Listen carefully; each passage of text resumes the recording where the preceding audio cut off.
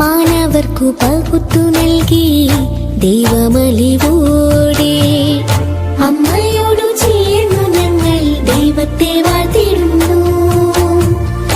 അമ്മയിൽ നിത്യവും ഞങ്ങൾ മാധ്യസ്ഥം